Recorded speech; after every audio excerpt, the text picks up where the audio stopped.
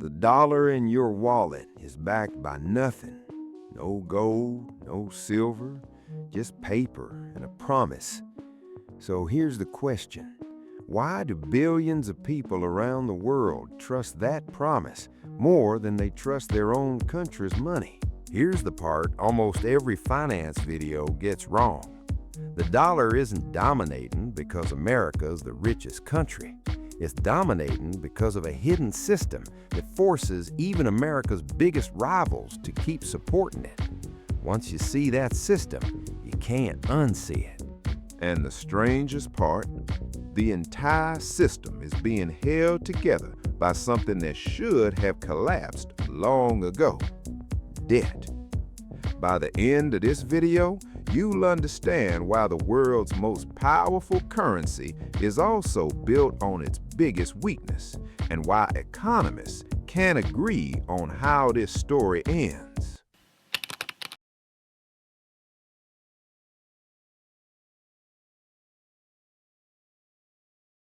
The dollar bill in your wallet is backed by nothing. No gold, no silver, no physical asset sitting in a vault with your name on it. Just paper, ink, and a promise. And yet, right now in Buenos Aires, in Lagos, in Hanoi, in villages that have never seen an American flag, people are trading their local currency for pieces of that paper. Not because they trust the U.S. government. Many of them don't. They're doing it because they trust the paper more than they trust their own money. That should terrify you a little, or fascinate you. Probably both. Because here's the uncomfortable truth we're going to sit with today. The dollar's dominance isn't really about the American economy anymore.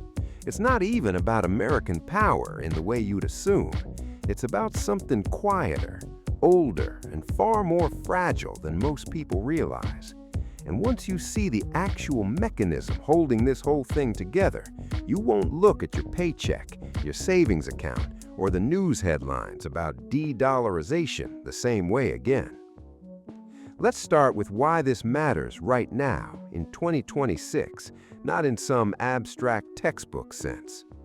For the last few years, you've probably heard the same headline recycled a dozen different ways. BRICS nations plotting a new currency, China settling oil trades in yuan, Russia and India bypassing the dollar entirely, talking heads on financial news predicting the collapse of dollar supremacy like it's a foregone conclusion. And yet, the dollar still makes up close to 90% of all foreign exchange transactions worldwide. It's still the currency behind roughly half of all global trade invoicing, even trade that has nothing to do with the United States. A shipment of coffee going from Brazil to Japan, priced in dollars. An oil deal between Saudi Arabia and South Korea, settled in dollars. Which raises the obvious question. If everyone keeps predicting the dollar's death, why does it keep refusing to die? The answer isn't patriotism. It isn't even really about American military power, though that plays a supporting role. The real answer is something economists call network effect. And once you understand it, the whole system clicks into place. Think about why almost everyone you know uses the same 2 or 3 social media platforms, even the ones they complain about constantly. It's not because those platforms are the best, it's because everyone else is already there. Switching alone gets you nothing. The value only exists because of the crowd. The dollar works exactly the same way. It's the language of global finance, not because it's inherently superior to the euro or the yen, but because everyone else already speaks it. If you're a country trying to buy oil, you need dollars because oil is priced in dollars.